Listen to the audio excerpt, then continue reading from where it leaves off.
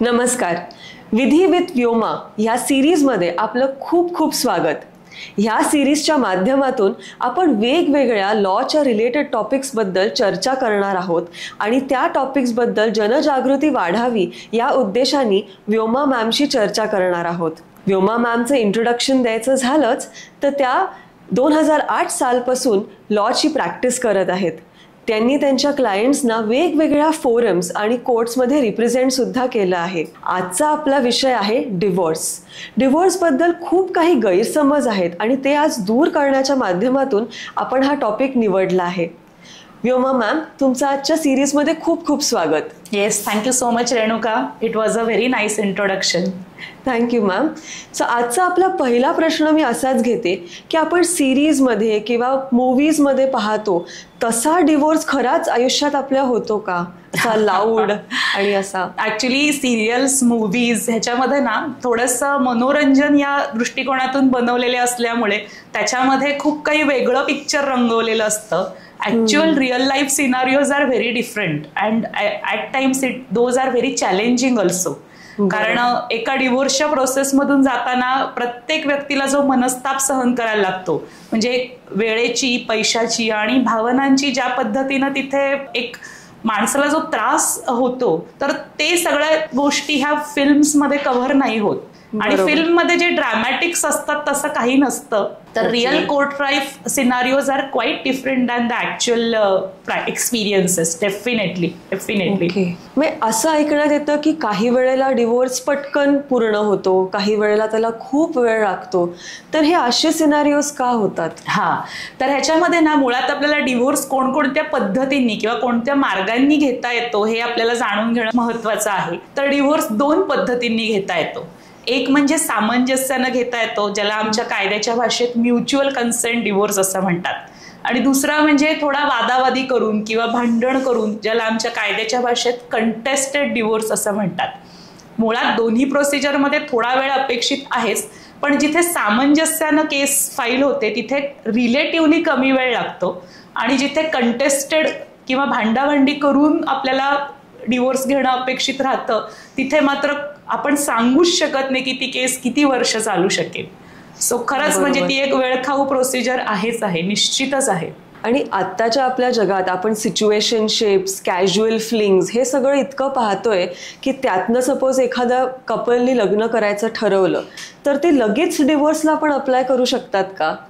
नाही, हा एक अगदीच गैरसमज आहे की म्हणजे आजकाल मी असं खूप बघितलंय. म्हणजे गेल्या 3-4 वर्षात माझ्याकडे अशा केसेस आल्या की जिथे लग्न झालंय आणि 3-4 दिवसातच माझ्याकडे फोनवर विचारणा होतीये की नाही, आमचं पटत नाहीये आणि आम्हाला डिवोर्स घ्यायचंय. म्हणजे मला एक केस नक्कीच सांगायला आवडेल की एक कपल होतं आणि तो जो मुलगा होता त्याला फॉरेनला नोकरी होती. तर त्यांना व्हिसा मिळवण्यासाठी म्हणून आधी स्पेशल मॅरेज ऍक्ट खाली एक आपण लग्न करून एक पासपोर्ट व्हिसासाठी सुविधा होईल म्हणून स्पेशल मॅरेज ऍक्ट खाली रजिस्टर्ड मॅरेज केलं. आणि दोघांचं असं ठरलं की व्हिसा कम्प्लीट झाल्यानंतर फॉर्मॅलिटीज आपण प्रॉपर हिंदू विवाह पद्धतीनं विवाह करून मग आपण बायको जी होती ती जाणार होती. बाय द टाइम ते रजिस्टर होतंय मॅरेज आणि तो मुलगा तिकडे जातोय, त्या दोघांचे फोनवरनं इतके काही वादविवाद आणि भांडणं सुरू झाली की त्यांनी असं ठरवलं की नाही, आता आम्हाला राहायचंच नाहीये. सो टेक्निकली लक्षात घे की अशी खूप फनी सिच्युएशन क्रिएट झाली की कागदोपत्री तर त्यांचं लग्न झालं होतं, पण ऍक्च्युअल मध्ये ते मॅरेज कन्झ्युमेट पण झालं नव्हतं, काहीच झालं नव्हतं. पण technically they have to undergo certain procedures in court to dissolve this relationship. So प्रत्येक गोष्टीला नियम आहे. आता यामध्ये सगळ्यात महत्वाचा हे आहे की हा जो आपला घटस्फोटाचा कायदा आहे बेसिकली तो धर्मावर आधारित आहे. म्हणजे हिंदू मॅरेज ऍक्ट आहे, स्पेशल मॅरेज ऍक्ट आहे, ख्रिश्चन असेल तर ख्रिश्चन मॅरेज ऍक्ट आहे, इंडियन डिवोर्स ऍक्ट आहे. सो इथे आपण डिस्कशन करताना बेसिकली आपण हिंदू मॅरेज ऍक्ट हा ढोबळमानाने आपण तो समोर धरून त्या पद्धतीनंच आपण आपल्या पॉडकास्टमध्ये पुढे बोलणार आहोत. सो तशी आपण डिस्कशन करूया, कारण प्रत्येक गोष्टी कव्हर करणं पॉडकास्टमध्ये पॉसिबल नाहीये. सो असं अजिबातच नाहीये की लग्न झाल्या झाल्या लगेचच डिवोर्स घेता येतो. रादर हिंदू मॅरेज ऍक्ट मध्ये असा एक सेक्शन आहे त्याच्यामध्ये क्लिअरली असं म्हटलंय सेक्शन 14 मध्ये की लग्न झाल्यापासून 1 वर्षाच्या तुम्हाला कोर्ट केसच करता येत नाही. डिवोर्सची केसच तुम्हाला करता येत नाही. अरे बापरे. मग अशा सिच्युएशनमध्ये जर ज्या मुलीला त्रास होत असेल, काही घरचे त्रास देत असतील सपोज डावरीसाठी, तर मग ह्या सिच्युएशनमध्ये तिच्याकडे काय पर्याय उरतो? तर याच्यामध्ये एक थोडासा बायपास असा आहे की जर 1 वर्षाच्या आतच त्यांना असं वाटत असेल की बाबा नाही हे लग्न टिकणंच शक्य नाहीये, त्या केसमध्ये there are certain grounds laid down in the act की एक्सेप्शनल हार्डशिप असेल किंवा एक्स्ट्रीम डेप्रिव्हिटी असं जर काही साबित करता आलं तर तशी एक छोटी कोर्ट केस करून कोर्टाकडून तो 1 वर्षाचा जो पिरियड आहे तो कंडोन करून मागावा लागतो आपल्याला. पण यातला पण मी रिअल लाईफ एक्सपिरियन्स सांगते. आम्ही अशी ऍक्च्युअल मध्ये एका केसमध्ये केली होती की 10 दिवसातच त्यांचं एकमेकांशी पटेना, म्हणून मग आम्ही तो 1 वर्षाचा पिरियड कंडोन करून घेता यावा यासाठी केस केली. By the time we filed the case, the जज टूक दॅट केस आणि ऑर्डर इज पास्ड. मला वाटतं की त्याच्यात 8 महिने आमचे असेच निघून गेले होते. सो गॉड, म्हणजे आपली प्रोसिजर इतकी वेळखाऊ आहे ना की मला असं वाटतं की अशा वेळी मग सरळ तुम्ही 1 वर्ष थांबून पुढची प्रोसिजर केली तर जास्त बेटर होईल. म्हणजे कायद्यात जरी सुविधा असली तरी सुद्धा ऍक्च्युअल मध्ये तसं त्याचा फारसा फायदा घेता येतो असं दिसत नाहीये. त्यामुळे मी असं रिकमेंड करेन की शक्यतो लग्न झाल्यानंतर 1 वर्ष थांबावं. तो एक पिरियड पण मिळतो जरा परत एकदा विचार करण्यासाठी की खरंच डिवोर्स घ्यायचा आहे का, किंवा आणि मग त्यानंतर निर्णय घेतलेला बेटर आहे मग. ओके. असंही मी मध्यंतरी ऐकलं की जर हजबंड आणि वाईफ सेपरेट राहत असतील तर त्यांचा डिवोर्स झाला अशी ही एक समजूत आहे. तर ह्याबद्दल तुमचं काय म्हणणं? नाही, आता ह्याच्यामध्ये परत एक 2 मतप्रवाह मी ऐकलेत खूप फनी की बऱ्याचदा लव्ह मॅरेजेसमध्ये वगैरे मी असं बघितलं की मुलगा मुलगी पळून जातात, त्यांच्याबरोबर त्यांचे 3-4 मित्रमैत्रिणी असतात आणि लग्न वगैरे सगळं होतं आणि मग नंतर असं वाटतं की आम्हाला पटत नाहीये आमचं एकमेकांशी, कुणी बघितलंय आमचं लग्न झालेलं, राहू दे की मग आमचं लग्न झालेलं आम्ही डिस्क्लोजच करत नाही. तर हे चुकीचं आहे, कायद्यामध्ये हे अपेक्षित नाहीये. तसाच तू मगाशी जो प्रश्न विचारलास की बाबा आम्ही म्हणजे असं आहे काही काही केसेसमध्ये 13-13, 14-14 वर्ष पार्टीज विभक्त राहतात एकमेकांपासून. बरोबर. तर मग ते ऑटोमॅटिक डिव्होर्स कन्सिडर होतं का, किंवा जसं मी मगाशी सांगितलं तसं ते लग्नच नाही असं कन्सिडर होतं का? तर असं अजिबात नाहीये. एकदा लग्न झाल्यानंतर तुम्ही जोपर्यंत न्यायालयाकडून प्रॉपर आदेश घेत नाही विवाह विच्छेदनाचा तोपर्यंत ते लग्न हे कागदोपत्री आणि कायद्यामध्ये अस्तित्वात असतं. मग तुम्ही कितीही वर्ष सेपरेट राहिलात किंवा तुमच्या लग्नाला फारशी लोक अवेलेबल नव्हती वगैरे असल्या गोष्टींमुळे ते लग्न बेकार झालं किंवा तो डिवोर्स आपण मान्य झाला असं अजिबात नाहीये. वाव. मी ह्या गोष्टी खरोखर म्हणजे विचार करायला गेलं तर आपण खरंच विचार नाही करत, पण आता तुम्ही म्हणाल्यावरती ते स्ट्राईक होतंय मला. आणि असाही एक समज आहे ह्याच्यात की आपण जर डिवोर्ससाठी फाईल करत असलो तर त्याच्यात लॉयर्सची किती काय गरज आहे, लॉयर्स लागतातच का आपल्याला हा फाईल करायला? आता मुळात मला हे सांगायचं आहे की आता बऱ्याच जिल्ह्यांमध्ये कौटुंबिक न्यायालयाची स्थापना झालेली आहे. तर ही जे फॅमिली कोर्ट आपण म्हणतो त्या फॅमिली कोर्टची रचना अशी आहे किंवा तो ऑब्जेक्ट असा आहे की इथे मॅरेजेस वाचावीत. ओके, आता फॅमिली कोर्टाकडे आपला बघण्याचा दृष्टिकोन असा आहे की हे डिवोर्सचं कोर्ट आहे, पण खरं तर तसं नाहीये. हा खूप मोठा गैरसमज आहे. Family courts are there to save the marriages, पण दुर्दैवानं तसं फार कमी होताना दिसतं बऱ्याचदा प्रॅक्टिसमध्ये की काही तिथे चांगल्या प्रोसिजर्स इंट्रोड्यूस केल्या आहेत काउन्सिलिंग सारख्या वगैरे, पण त्याचा लाभ जितका घेतला गेला पाहिजे तितका घेतला जात नाहीये. सो फॅमिली कोर्टामध्ये असं अपेक्षित आहे की पार्टीनं स्वतःची केस स्वतः मांडायची आहे. रादर तिथं जर मला वकील म्हणून जायचं असेल तर मला स्पेसिफिक अर्ज करावा लागतो की मला वकीलपत्र दाखल करायची परमिशन द्या. पण हे झालं थिअरॉटिकल. ऑनेस्टली आपला कायदा, त्याच्यावरचे आता आलेले वेगवेगळे न्यायालयांचे निर्णय, ही सगळी पोझिशन बघता मला असं वाटतं की जरी ते तुम्ही वाचून स्वतः करू शकत असाल तरी सुद्धा तुम्हाला एका एक्सपर्टची मदत नक्कीच लागते. दुसरा भाग असा आहे की तुमची स्वतःचा कुणाचा व्यवसाय असतो, कामं असतात, त्याच्यातली तुमची व्यवधानं असतात. अशा वेळी उठून वेगळा अभ्यास करणं, त्याच्यावरती सगळं ते स्टडी करून ते फाईल करणं थोडंसं गुंतागुंतीचं होऊन जातं.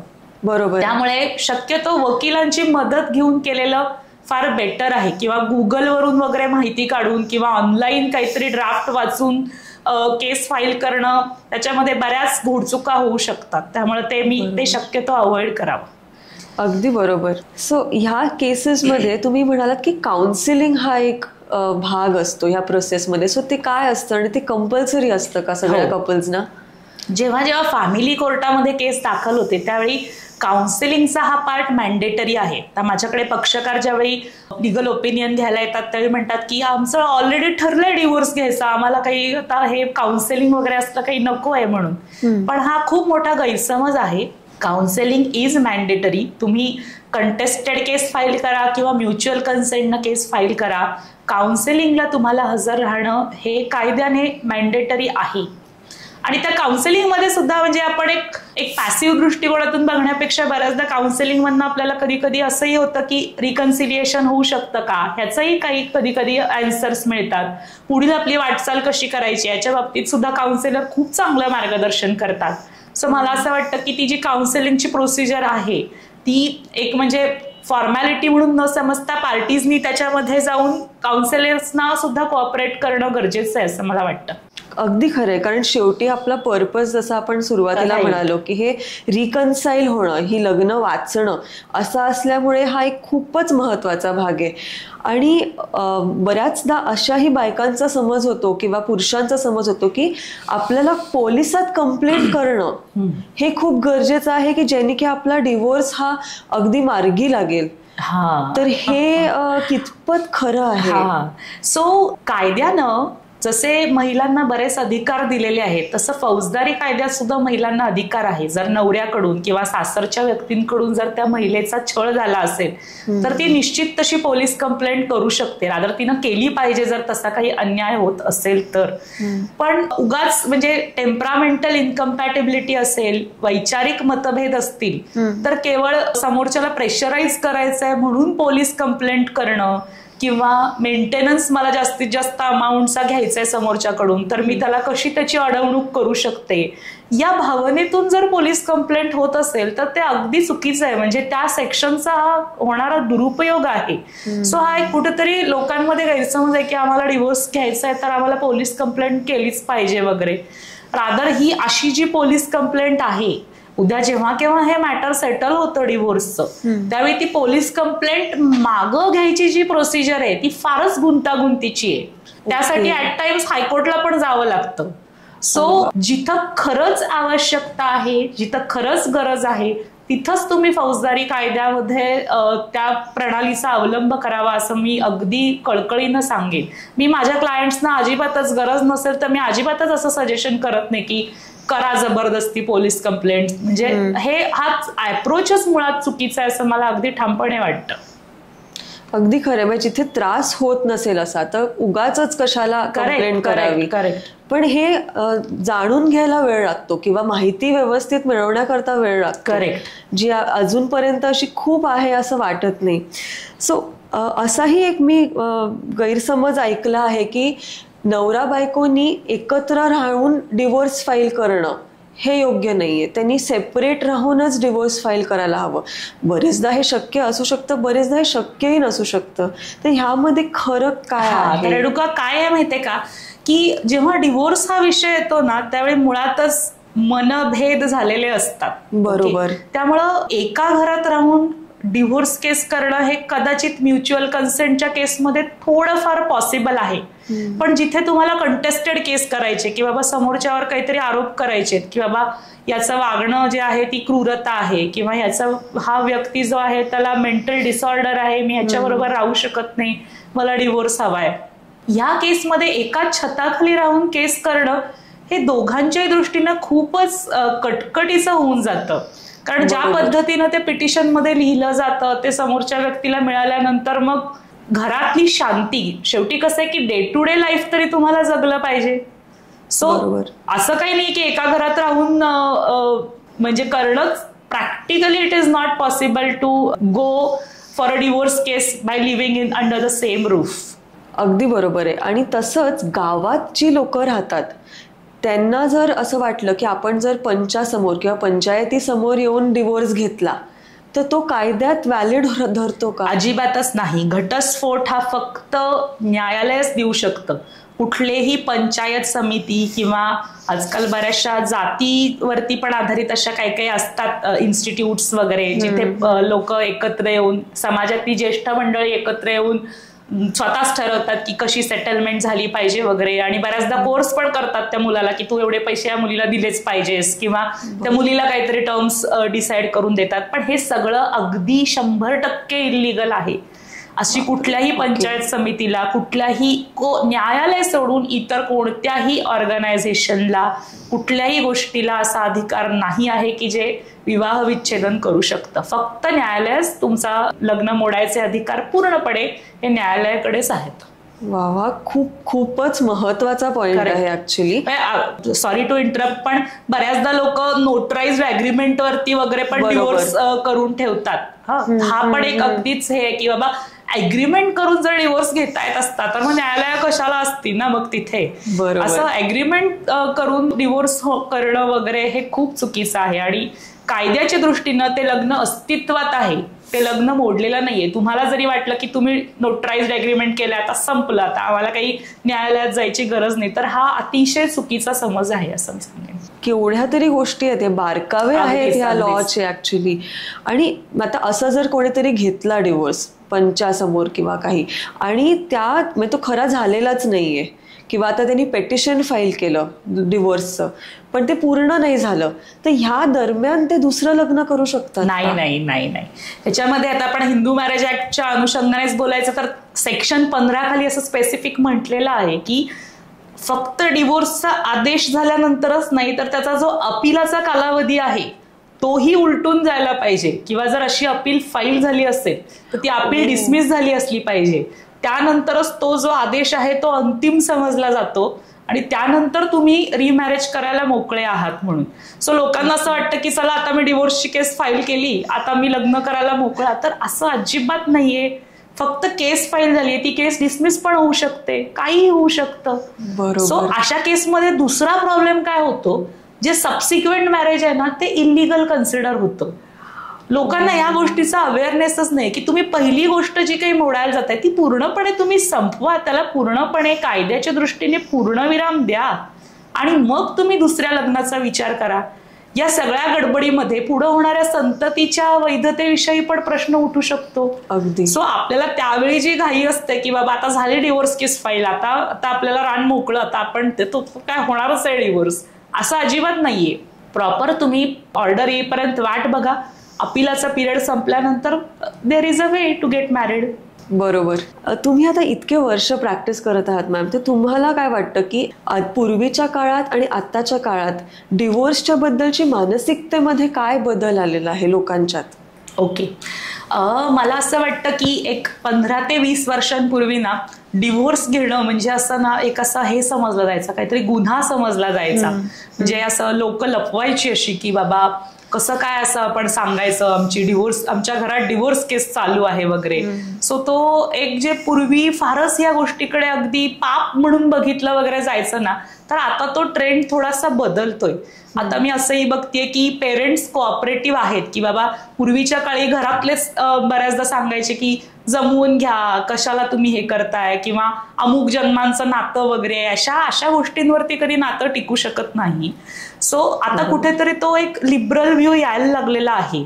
हा एक चांगला ऍस्पेक्ट आहे, पण त्याचबरोबरीने एक निगेटिव्ह ऍस्पेक्ट मला असाही बघायला मिळतो की फारच कॅज्युअल झालेले आहेत लोक आजकाल लग्न आणि डिवोर्सच्या बाबतीत. म्हणजे लग्न काय होतं आणि तुम्हाला 10 दिवसात असं वाटतं की नाही मला नाहीच राहायचंय. अशी मी कित्येक केसेस दाखवेन तुम्हाला, कित्येक केसेस दाखवेन तुम्हाला. 10-12 दिवसात एक व्यक्ती इतकी समजते का की तुम्ही ठरवता की डिवोर्स घ्यायचा आहे, आणि जर तुम्ही एवढे क्विक डिसिजन घेऊ शकता तर तुम्हाला लग्न करायच्या आधीच ती अंदाज नाही का आला की बाबा या व्यक्तीबरोबर माझं जुळणारच नाहीये.